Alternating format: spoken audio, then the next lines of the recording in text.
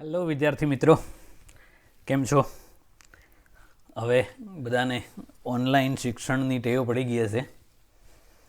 Chapter 5ના દાખલાઓ start કરીએ છીએ. ઉદાહરણ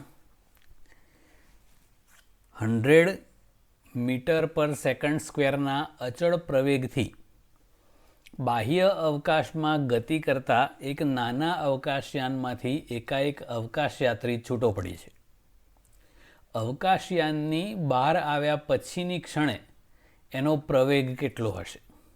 અને એવું ધારો કે નજીકમાં એની પર કોઈ ગુરુત્વ બળ લગાડતો તારો હાજર નથી.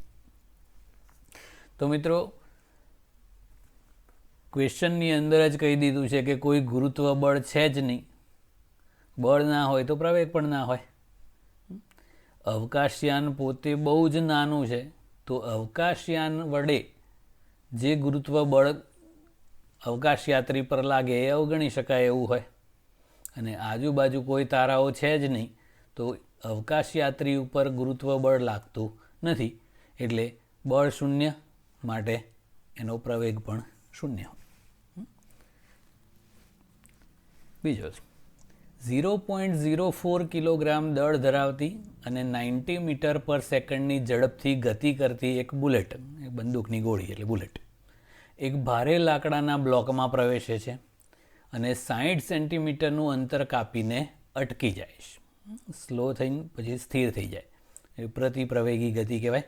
તો બ્લોક વડે બુલેટ ઉપર સરેરાશ અવરોધક બળ કેટલું લાગે?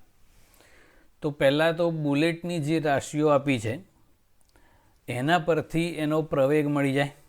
એ આપણે અચળ બળ છે, તો આપણે અચળ પ્રતિપ્રવેગ લાગે છે એવું વિચારીએ. તો સમય વગરની રાશિઓ છે બધી, સમય છે જ નહીં, એટલે આ સમય વગરનું અચળ પ્રવેગી ગતિનું સૂત્ર v² - v0² = 2ax. માટે આના પરથી આપણે એને કરતા બનાવી દીધો, એટલે -v0²/2x. છેવટે અટકી જાય એટલે અહીંયા અંતિમ વેગ 0 લઈ લીધો. હવે બધું આપેલું જ છે. તો -v0² એટલે 90/2/2x. તો આ x 60 સેન્ટીમીટર છે, એટલે 0.6 મીટર થાય. તો આ કરો એટલે પ્રતિપ્રવેગ મળી ગયો ને, એ માઇનસનો મતલબ પ્રતિપ્રવેગ છે, 6750 મીટર પર સેકન્ડ સ્ક્વેર. હવે એના પરથી બળ શોધવું છે, તો F = ma. ગોળીનું દળ આપ્યું છે 0.04 કિલોગ્રામમાં જ છે. પ્રતિપ્રવેગ આપણે શોધ્યો, અહીંયા માત્ર મૂલ્ય શોધ્યું છે એટલે માઇનસનો ઉપયોગ કર્યો નથી. એટલે 270 ન્યૂટન બળ લાગે ગોળીની ગતિની વિરુદ્ધ દિશામાં. હવે ઉદાહરણ 3. m દળના પદાર્થની ગતિનું સમીકરણ આપ્યું છે, y ut + ½ gt². તો પદાર્થ પર લાગતું બળ શોધો. તો બળ શોધવું હોય તો F = ma. તો પ્રવેગ શોધવો પડે. આપણને ખબર છે પ્રવેગ વેગના ફેરફારનો સમય દર છે, એટલે પહેલાં વેગ શોધવો પડે. વેગ શોધવા માટે સ્થાનાંતર આપ્યું છે, તો મિત્રો સ્થાનાંતરનું સમય સાપેક્ષે વિકલન કરો એટલે વેગ મળી જાય. તો આનું સમય સાપેક્ષે બંને બાજુ વિકલન કરીએ એટલે આ dy/dt, u અચળ બાર, ટીનું dt/dt એટલે 1 થઈ જાય, એટલે આખાનું u, હાફનો હાફ, જીનો જી, t² 2t થાય, એટલે 2 ઉડી જાય, એટલે gt. તો આ થઈ ગયો વેગ u + gt. ઓકે. હવે પ્રવેગ કરવો છે, ફરીથી સમય સાપેક્ષે વિકલન કરી દેવાનું, dv/dt. u એ અચળ પ્રારંભિક વેગ છે, તો એ અચળ છે એટલે એનું વિકલન 0, પ્લસ જીનો જી અને ટીનું dt/dt 1, એટલે આખાનું વિકલન થયું g. તો આ પ્રવેગ કેટલો મળ્યો? g. આપણે બળ શોધવું છે, તો F = ma, પણ a એટલે તો g છે, એટલે બળ mg. ઓકે, ગુરુત્વ બળ એટલે આ ગુરુત્વાકર્ષણની અસર હેઠળ થતી ગતિનું સમીકરણ હશે. Okay, simple.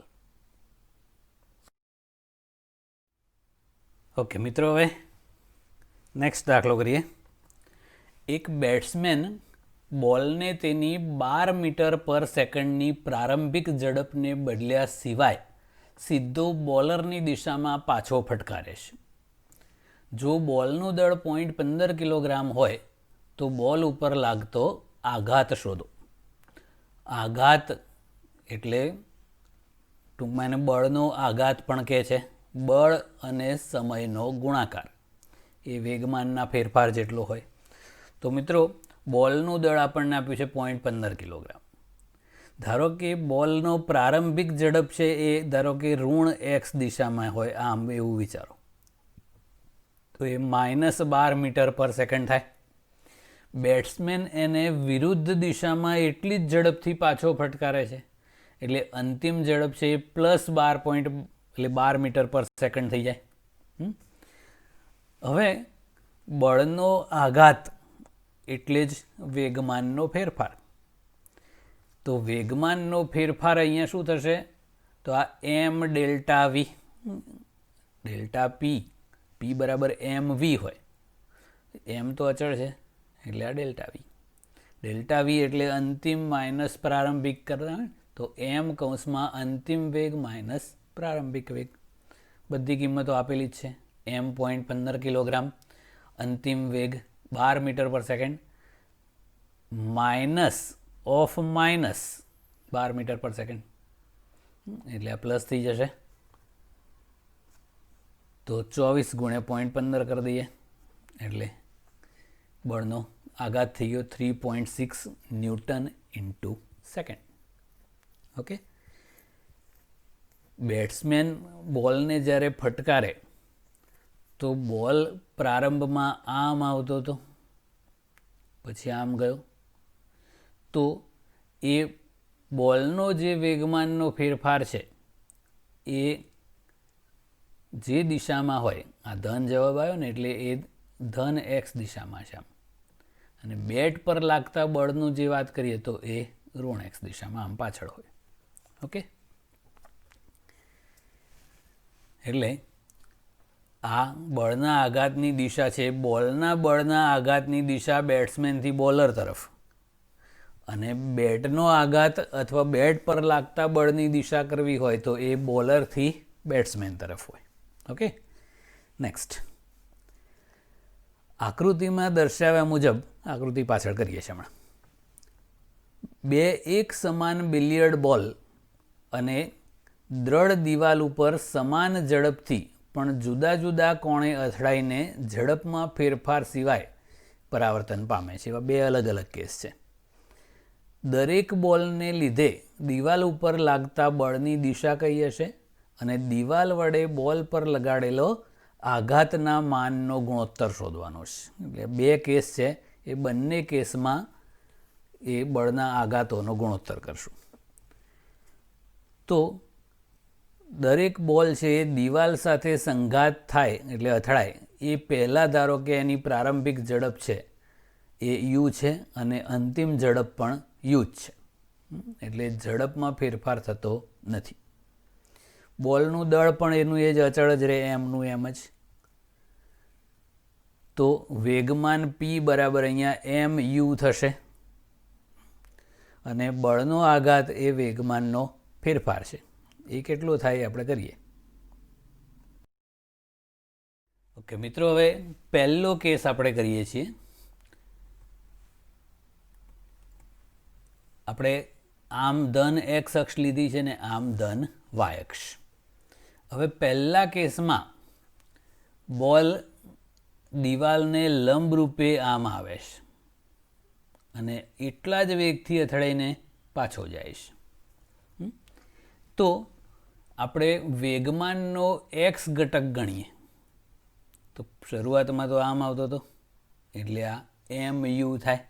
p બરાબર mv કહેતા હતા, અહીંયા u છે એટલે mu. વેગમાનનો એક્સ ઘટક અંતિમ સ્થિતિનો કરીએ તો અથડાયા પછી એ આમ ગયો તો એનો વેગ -u છે એટલે અંતિમ વેગમાન માઇનસ mu થશે. ઓકે, પ્રારંભિક આમ છે અને અંતિમ એની વિરુદ્ધ આમ છે. ઓકે, હવે વાય ઘટકની વાત કરો તો વાય ઘટક વાય દિશા આમ છે, તો આમ તો શરૂઆતમાં કોઈ વેગ હતો જ નહીં, એટલે વેગમાન પણ 0 જ હોય એ બાજુ. અથડામણ પછી આમ જ જાય છે ઋણ એક્સ દિશામાં, તો આમ કોઈ વેગ છે જ નહીં, એટલે અંતિમ વાય ઘટક પણ 0. ઓકે, હવે બળનો આઘાત ગણવો છે, તો પહેલાં બળના આઘાતનો એક્સ ઘટક ગણીએ. એટલે અંતિમ માઇનસ પ્રારંભિક એક્સ ઘટકો કરવાના. px અંતિમ માઇનસ px પ્રારંભિક, તો માઇનસ mu માઇનસ mu આવું થાય ને, એટલે માઇનસ 2mu. ઓકે, એ જ રીતે આઘાતના વાય ઘટકો ગણીએ તો py અંતિમ માઇનસ py પ્રારંભિક, તો 0 માઇનસ 0 એ બાજુ તો કંઈ છે જ નહીં. તો ટોટલ બળનો આઘાત કેટલો થયો? તો માઇનસ 2mu જ, આટલું જ. ઓકે, તો આ કેસમાં ટોટલ બળનો આઘાત માઇનસ 2mu થયો. ઓકે,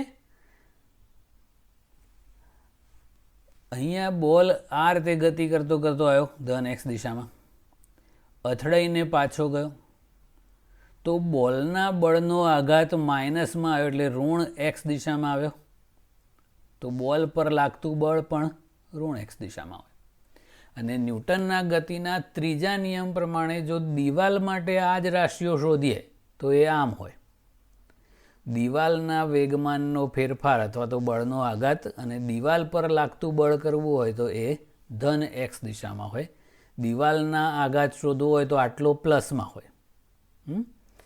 એટલે બોલના વેગમાનનો ફેરફાર ઋણ એક્સ દિશામાં અને દિવાલના વેગમાનનો ફેરફાર ધન એક્સ દિશામાં છે. ઓકે, હવે કેસ 2 કરીએ. હવે બીજો કિસ્સો જોઈએ. આપણે સંજ્ઞા પદ્ધતિ તો આપણને ખબર જ છે કે આમ ધન એક્સ, આમ ઋણ એક્સ અક્ષ, ઋણ વાય અક્ષ. અહીંયા ધન વાય અક્ષની જરૂર નથી એટલે દોરેલી નથી. મિત્રો, આવી આકૃતિ આપેલી હોય એટલે આપણને ખ્યાલ આવે કે બોલ કઈ દિશામાં જાય છે. પહેલા કેસમાં આમ આવતો હતો ધન એક્સ દિશામાં અને પછી ઋણ એક્સ દિશામાં જતો હતો.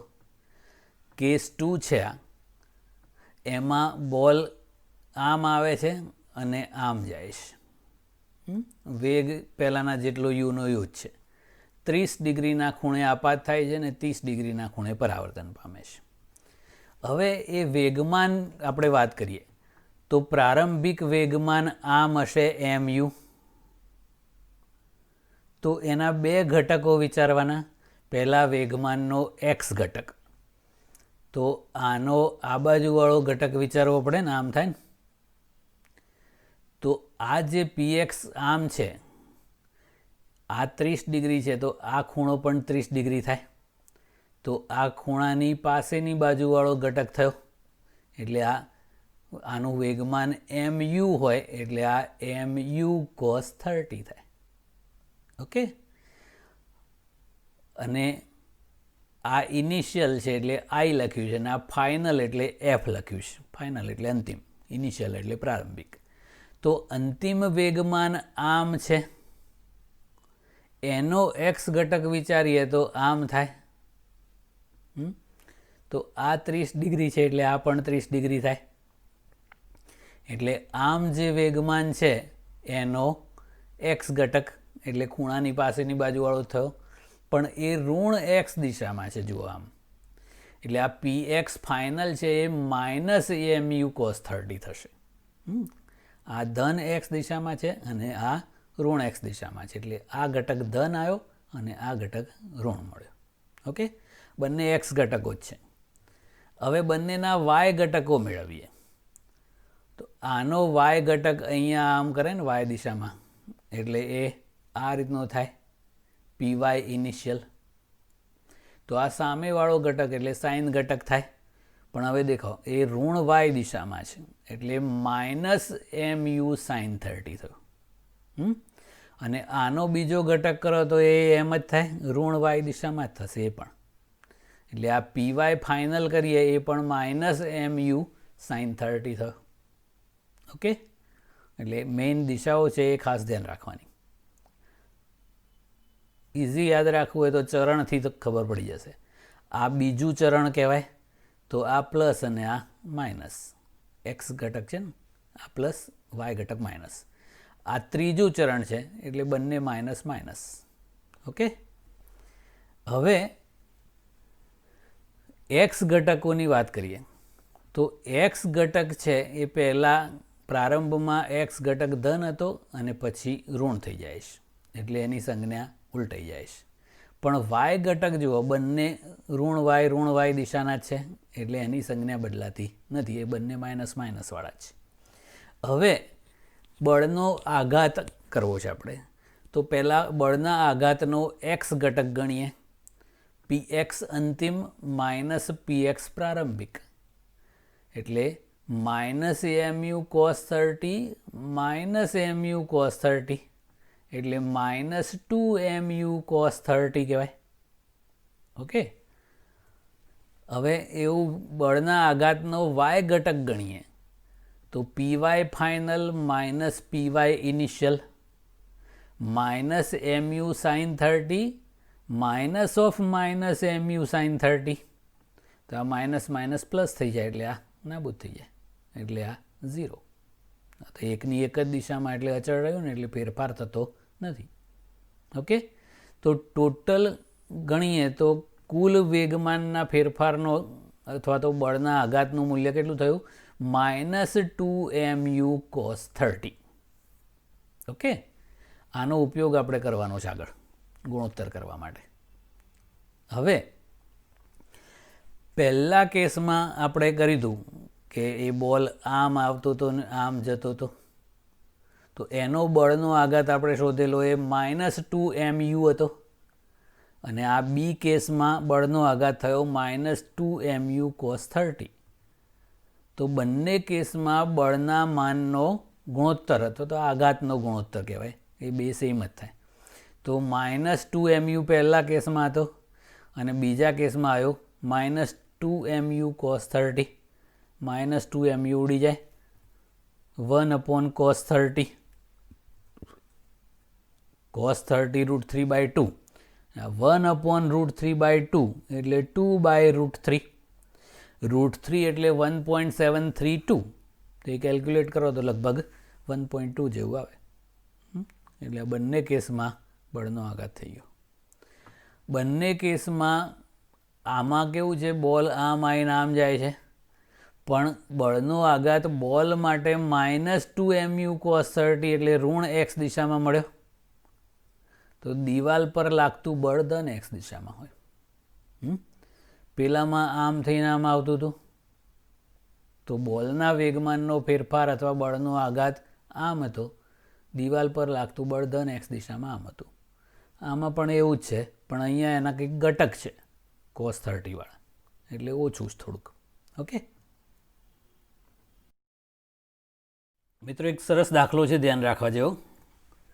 આકૃતિમાં દર્શાવ્યા મુજબ 6 કિલોગ્રામ દળને છત પરથી 2 મીટર લંબાઈના દોરડા વડે લટકાવેલ છે. એટલે પહેલાં આમ લટકાવેલું છે, પછી દોરડાના મધ્યબિંદુ પીએ 50 ન્યૂટનનું એક બળ સમક્ષિતિજ દિશામાં દર્શાવ્યા મુજબ લગાડવામાં આવે છે. તો આમ દોરડું છે, આ પી એનું મધ્યબિંદુ છે, અને અહીંયા આમ બળ લગાડીએ એટલે એ દોરું આમ હોય, એ દોરડું હવે આમ થઈ ગયું. ઓકે, સંતુલન સ્થિતિમાં દોરડું ઉર્ધ્વ દિશા સાથે કેટલો કોણ બનાવશે? પહેલાં તો આમ જ હતું, હવે આમ થઈ ગયું, તો એ દોરડું ઉર્ધ્વ દિશા સાથે, એટલે આમ ઉર્ધ્વ દિશા ગણીએ તો એની સાથે થીટા જેટલો ખૂણો બનાવે છે. થીટા કેટલો હોય એ શોધો. જીનું મૂલ્ય આપણે 10 મીટર/સેકન્ડ² લેવાનું છે અને દોરડાનું દળ અવગણવાનું છે. તો મિત્રો, સૌથી પહેલાં તો આ જે દોર્યું છે એ આ જે પદાર્થ છે નીચે એનો FBD છે. FBD બોલે તો ફ્રી બોડી ડાયાગ્રામ. એટલે અહીંયા પદાર્થ દોરવાનો નહીં, માત્ર એની પર લાગતા બળો દર્શાવવાના. તો જોઈએ તો આ જે પદાર્થ છે 6 કિલોગ્રામનો છે, એટલે આમ ગુરુત્વ બળ mg લાગે. m 6 કિલોગ્રામ અને g 10 એટલે 60 ન્યૂટન બળ લાગે. એટલે અહીંયા ડાયરેક્ટ લખી નાખ્યું છે. તો આમ 60 ન્યૂટન બળ લાગ્યું. હવે બળ હંમેશા જોડકામાં જ ઉદ્ભવે, એટલે આમ જે ગુરુત્વ બળ લાગ્યું એને સમતોલતું બળ આમ કંઈક હોય.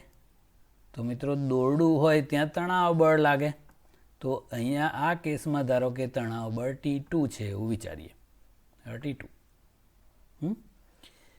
પછી અહીંયા પણ દોરી ખેંચાયેલી જ હોય, તો અહીંયા આમ જે તણાવ બળ લાગે એને આપણે T1 નામ આપેલું છે. આ જે બીજી આકૃતિ છે એ આ P બિંદુ આગળનો FBD છે. આ P બિંદુ છે, આ P બિંદુ.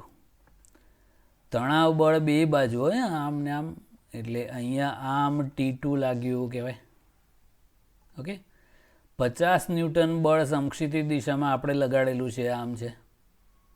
દોરી આમ છે એટલે એ બાજુ તણાવ T1 છે. તો મિત્રો એ T1 ના બે ઘટકો પડે. ખૂણાની પાસેની બાજુવાળો એટલે T1 cos થીટા અને ખૂણાની સામેની બાજુવાળો એટલે T1 sin થીટા. ઓકે, હવે આના માટે આપણે વિચારીએ તો સમતોલનમાં છે એનો મતલબ શું થાય કે પરિણામી બળ શૂન્ય હોય. અને પરિણામી બળ શૂન્ય ક્યારે થાય? બંને બળો સમાન મૂલ્યના અને પરસ્પર વિરુદ્ધ દિશાના હોય ત્યારે. એટલે આ T2 બરાબર આ 60 એટલે એકચ્યુઅલી mg છે, દળ 6 કિલોગ્રામ અને g 10 મીટર પર સેકન્ડ સ્ક્વેર, એટલે એ 60 ન્યૂટન થાય. તો એ જ તણાવ T2 થઈ ગયો. અહીંયાથી થઈ જાય ને T2 બરાબર 60 ન્યૂટન. એટલે એક T2 તો મળી ગયું. હવે T1 શોધવાનું. તો T1 શોધવા માટે T1 આમ છે, ઉર્ધ્વ દિશા સાથે થીટા ખૂણે. તો T1 ના બે ઘટકો પાડવાના. એક ખૂણાની પાસેની બાજુ આમ ઉર્ધ્વ ઘટક આવે એ T1 cos થીટા, અને એક સમક્ષિતિજ ઘટક આમ આવે એ T1 sin થીટા. સમતોલન સ્થિતિમાં આ T1 cos થીટા છે એ T2 ને સમતોલતું હોય, અને T1 sin થીટા છે એ આ 50 ન્યૂટન બળને સમતોલતું હોય. ઓકે, તો એના પરથી સમીકરણ લખાય. T1 cos થીટા કોને સમતોલે છે? તો T2 ને. પણ T2 તો આપણે શોધી કાઢ્યું 60 ન્યૂટન, એટલે T1 cos થીટા બરાબર 60 ન્યૂટન થઈ ગયું. અને બીજો સંબંધ શું થશે? T1 sin theta equal to 50 newton. T1 sin theta equal to 50 newton. બસ હવે મિત્રો આપણે થીટા શોધવું છે. પેલું tan થીટા કરતા હતા, તો આ બંનેનો ગુણોત્તર કરી દો. sin theta upon cos theta એટલે tan થીટા થઈ જશે. આ T1 ઉડી જશે, એટલે આ 50 ભાગ્યા 60 કરીએ.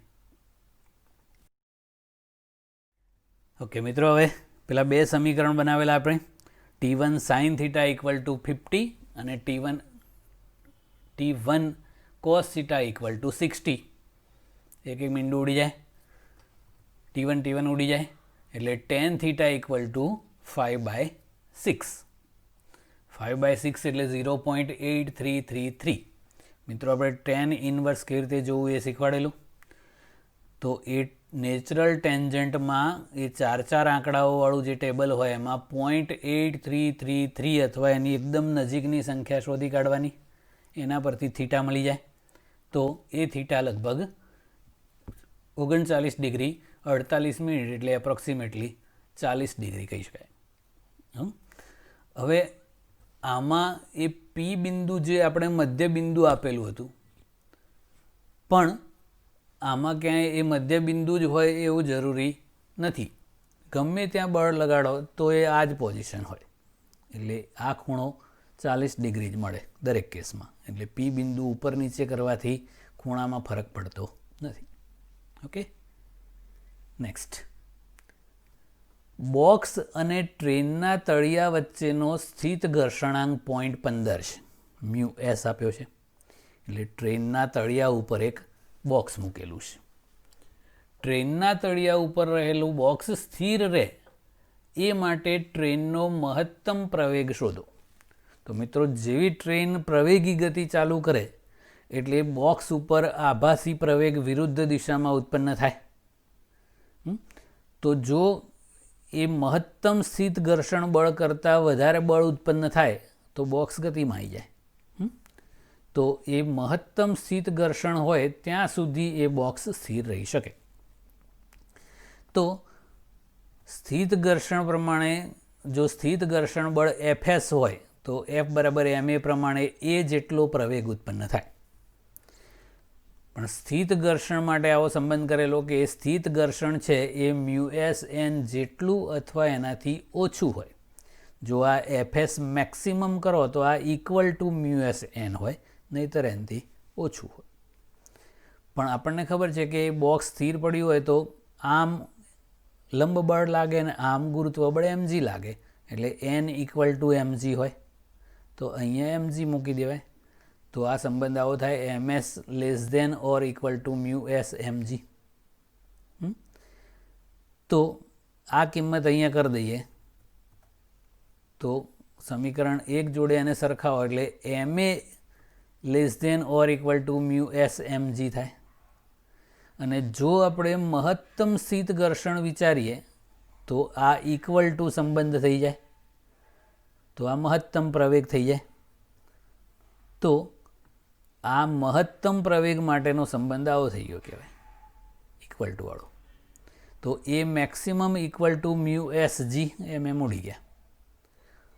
બસ આપણને બંને વસ્તુ આપેલી જ છે ને. મ્યુ એસ 0.15 આપ્યો છે ને જી આપણે 10 મીટર પર સેકન્ડ સ્ક્વેર લઈ લઈએ છીએ.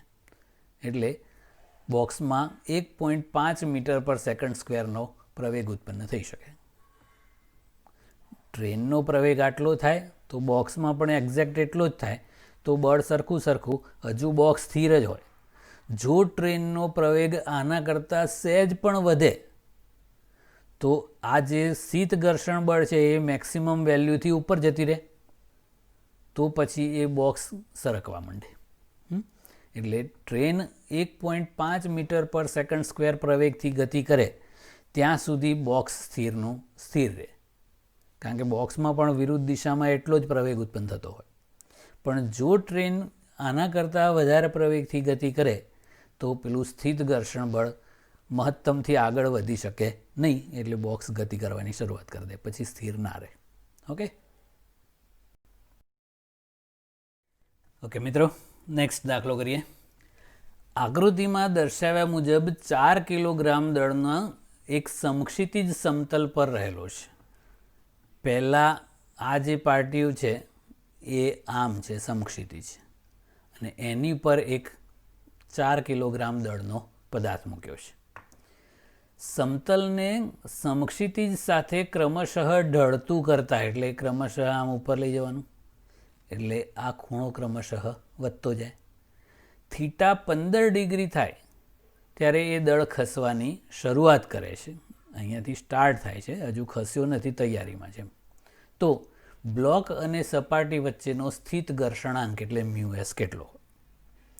તો મિત્રો, હજુ ખસવાની તૈયારીમાં છે, ખસ્યો નથી, એટલે સ્થિર જ છે, એટલે સ્થિત ઘર્ષણ હોય.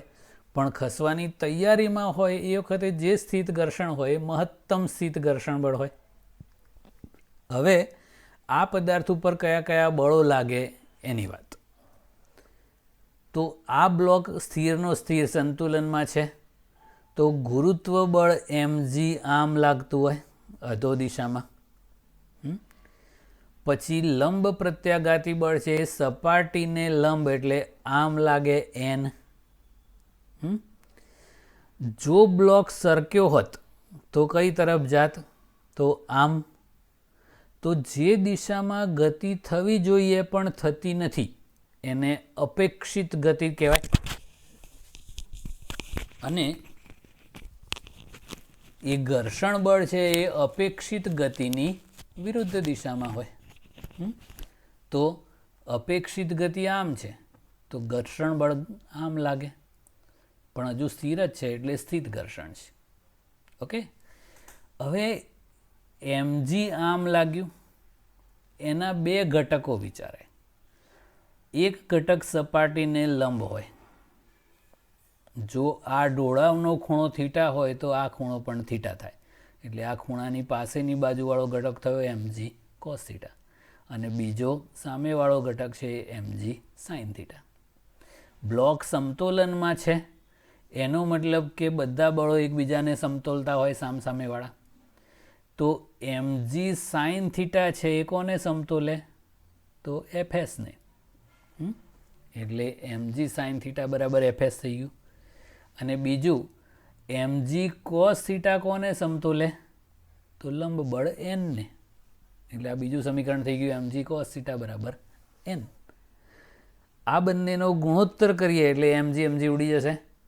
tan theta equal to fs upon n. જેમ જેમ આપણે એ ઢોળાવનો ખૂણો વધારતા જઈએ એમ આ tan થીટાનું મૂલ્ય વધતું જાય, સાથે સાથે આ સ્થિત ઘર્ષણનું મૂલ્ય પણ વધતું જાય, અને એ મહત્તમ સ્થિત ઘર્ષણ સુધી આવે એ ખૂણો એવો મહત્તમ મળે જ્યાં સુધી એ પદાર્થ સરકે નહીં. અને જો એ ખૂણો એના કરતાં વધી જાય તો આ fs મેક્સિમમ કરતાં વધી ગયું, પછી સરકવાની શરૂઆત થઈ જાય. તો એ થીટાનું મૂલ્ય આપણે મેક્સિમમ કરવું હોય તો fsનું મૂલ્ય મેક્સિમમ લઈ લેવાનું.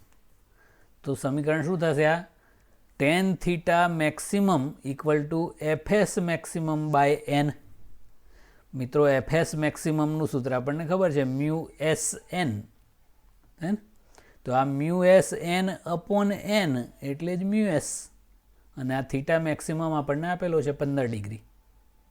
તો મ્યુ એસ બરાબર tan 15 ડિગ્રી થયું. નેચરલ ટેન્જન્ટમાં tan 15 ડિગ્રીની કિંમત જોવાની. સીધું પેલાની જેમ આ 4 આંકડા નહીં શોધવાના.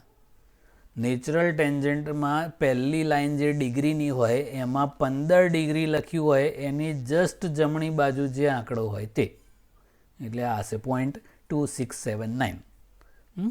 એપ્રોક્સિમેટલી 0.27 કહેવું હોય તો આવું કહેવાય. તો આ છે એ બ્લોક અને પેલા ડાળની સપાટી વચ્ચેનો ઘર્ષણાંક.